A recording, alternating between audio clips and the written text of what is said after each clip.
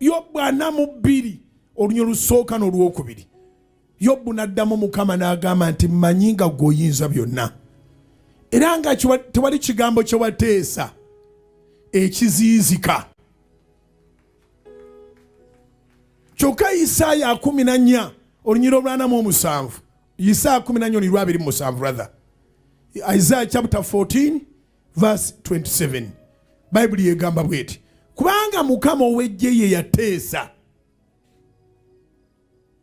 Ani alikijjulula? Era obanga omukono gwe gugoloddwa, ani aliguzaayo?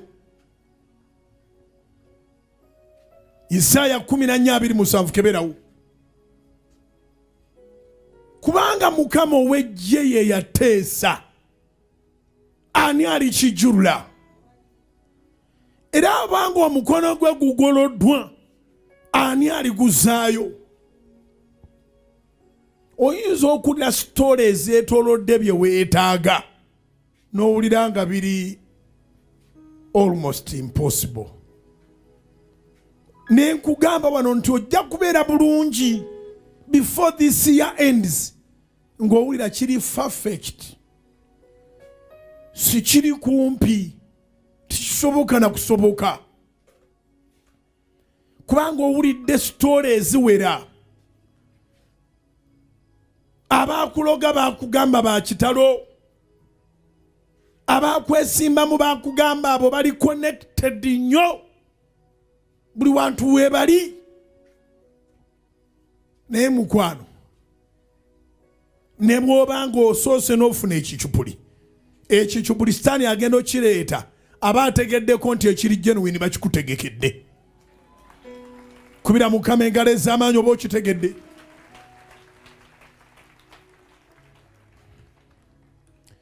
Abantu abamu toteekwa na kaaba.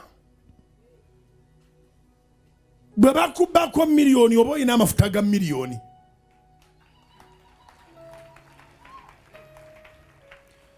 Bwe bakubako biliyoni oba olina amafuta ga biliyoni.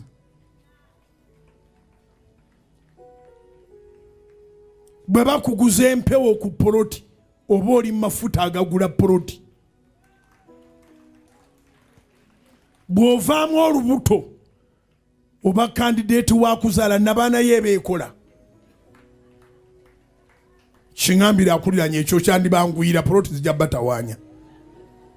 Kiŋambira akuliranye nti bw'ovaamu olubuto oba kandidate wa kuzaala n'abaana ye beekola. Oyo omu bw'aba abuuseemu omulala ajja kunywera. Ate nno Katonda wabyewuunya obuukamu omu ne bassaamu babiri.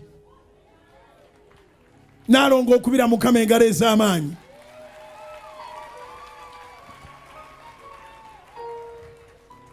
Ate ennaku zino Katonda munyiivu.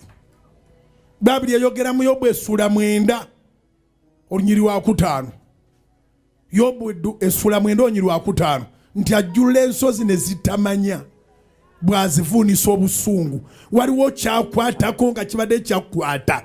N'akikwasa maanyi, n'akikwasa busungu, n'akikasuka eyo nakyo ne kitamanya. Kubira Mukama engalo ez'amaanyi oba okitegedde. Ajjula ensozi ne zitamanya ng'azivuunisa obusungu bwe.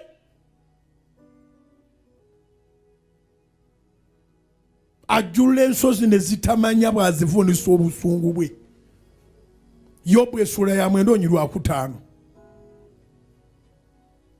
Kwegamba olusozi ne luvaawo n'ofuna n'okweraliikira n'ogandi Mukama oyagala ntuusiza kufa.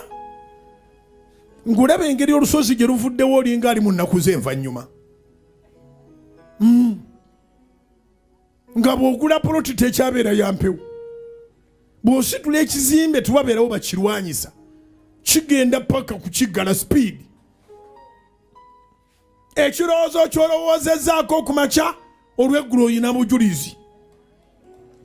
Eyasabanga essaala n'ogisabira obudde buwanvu kati olowooza bulowooza ogenda okulaba nga kize. Ne bw'oba tolina busobozi bwakyo okeera ku makya n'ogenda nti oba omuntu yandifunyeyo emmotoka endala.